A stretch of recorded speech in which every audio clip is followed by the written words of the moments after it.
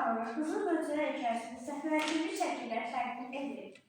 Qoca Firuz adlı bir kişi var idi. Bu kişi elə ambarda fəhləli işləyərdi. Elə gün olardı işsizlikdən, kürəyini divara dayayıb iş gözlərdi. Elə gün olardı, o belə iş olardı ki, başlı işə qarşı axşama qədər işləyərdi. Bir gün bu qoca kişinin harasa axşamlardan harasa getdiyini gördülər. Sənin bu qoca kişi qalsın kağanlarından birinə gedirmiş. Belini çoxdan vurmuş çınar ağacına dayayaraq parça kağanasının qapısından uşaqlara çıxmağını gözləndi. Budur, kağanadan iri fırdalı uşaqlar çıxmağa başladılar.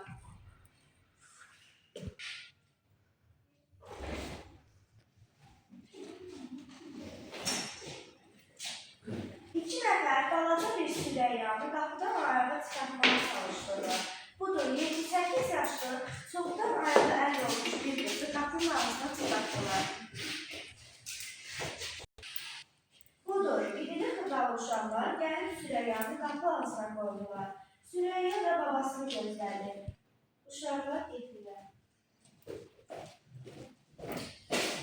Qoca Firuz gəlib Süreyyanı götürdü.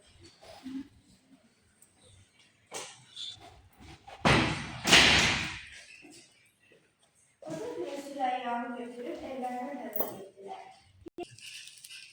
Süreyya babasına sormuştu. Baba, bugün çok yorulmuşsan? Yok kızım, o günler iş olmadı, yorulmamışım. Süreyya başa düştü ki babası bugün de pul kazanmıyor. Sen geçti dükkanına geçerken Süreyya babasından sormuştu. Baba, sen ne çalar? Süreyya çadırasına döktüğü 3 muzluğunu çıkarıp 2 gramlı səngəkçi şagirdinə verdi. Sen getir, sen fotoğrafı sen getir.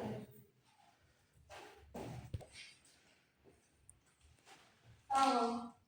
Ne sürede? 2 bir.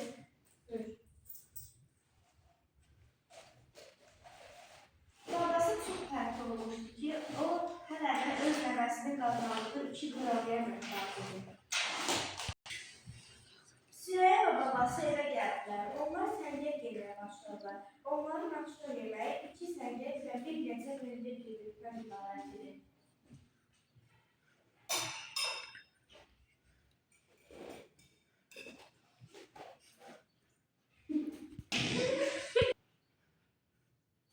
Yemək yedikdən sonra babası Süreyya'ya nağıl danışmağa başladı.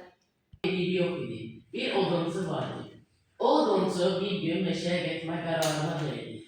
O oduncu olsa da, oduncu şehirde olsa da ancak o meşeye gitme kararına verdi. Süreyya babasının danışığından kulasarak yatmağa başladı. Meşeye gitti. Yatın kulübe, Onlar meşeye gidiyor. nefesini olarak güclə də olsa yattı. Geliştirdi. Babası Süreyya'nın uzun yaşamaktan harap olsa da tez de Süreyya'nın belə yaşamağına məmnun olmasa da yine de bu həyatı yaşamağa məcbur edilir.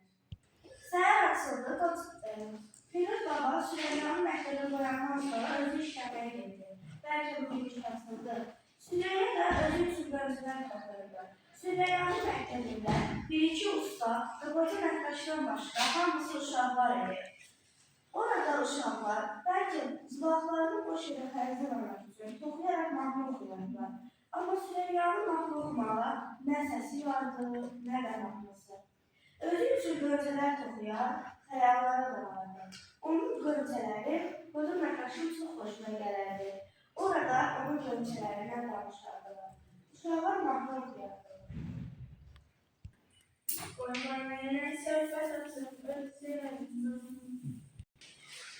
Belki de biraz isti olan, bir kadar da soğuk yürekli olan hayat tutarından sonra şapkalı, azmazlarına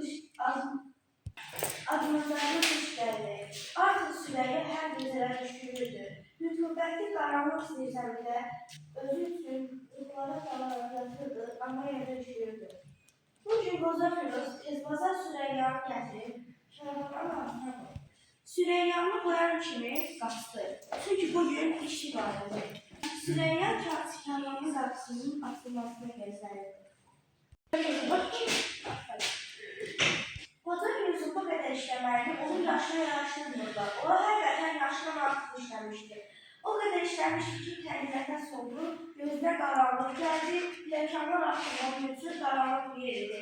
Ayağını atmaq istəyəndə mancal tapmadı və yerə yıxıldı. Onun dostları onun yanına gəldi. Onu qurtarmaq istədilər, amma iş işdən keçmişdi. Qoca virus karxananın qapısına çıxan Süreyya və dostları görürlər ki, çoxdan vurmuş o Süreyya başının qarşısında virus baba yoxdur. Onlar çox qəmli oldular. Dostlarından biri dedi, Süreyya, virus baba niyə yoxdur? Bəlkə biraz gözləyək ki, Süreyya babası gəldi. Süreyya və dostları biraz gözlədilər. Sonra onun dostlarından biri dedi. Süreyya, belki köməkləşib səni evə aparar. Kız baba nə işin çıxdı görsən gəlmədi. Yox, mənim babam gələcək. Süreyya ümid edirdi ki, babası gələcək. Soyuq bir tərəfliklə başını buladı və dostlarına dedi. Baba qaranlıq, siz qorxarsınız. İstəyirsiniz gedin evə, mənim babam gələcək. Dostları istəməsələr də Süreyya'ya uzatmayıb getdilər. Süreyya gözləyirdi. Artıq şapkanı düşdən qar yağmağa başladı. Hər yer soyuq oldu. Süreyya titrəməyə başlayırdı. Özünü güclə Süreyya'ya karxanaya yaxınlaşdırdı ki, bəlkə orada az qar yağar. Süreyya özünü bir tərəfə dair qızıya getirdi. O yuxusunda görürdü ki, günəş şüaları atır. Günəş şüaları atır. Onun rütubətli zirzəmisinin hər tərəfində onun toxuduğu qızıl qönçələr var. Qönçələrin üzərinə qızıl lalələr atır. Onları Süreyyanın ürəyi istəmirdi ki, qoparsın. Süreyya gözünü açanda bunun bir yuxu olduğunu gördü. O istəyirdi ki, babası gəlsin. Sağılmağa başladı. Dayan. Kömək edin.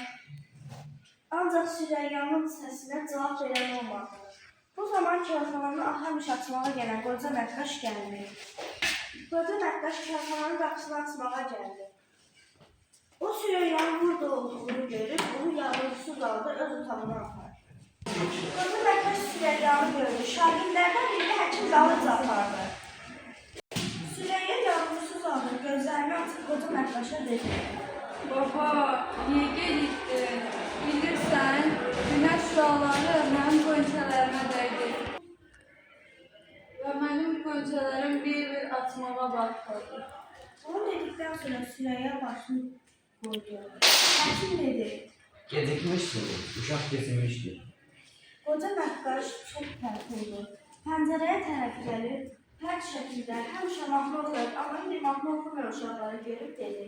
Bu belə davam edəməz. Gün gələcək, günəş doğacaq, qönçələr atılacaq.